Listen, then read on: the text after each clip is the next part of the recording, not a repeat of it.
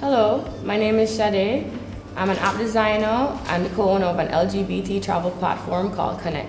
I don't like labels, and I've never believed that society can try and push us into these labels that are so small and narrow when we are such complex, multi-dimensional beings.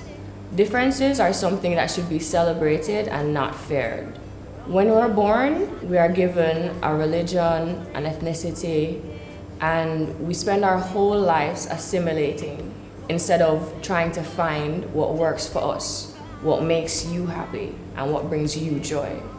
Maybe if we could focus on the things that bring us together versus the things that tear us apart, the world would be a much more prosperous and peaceful place.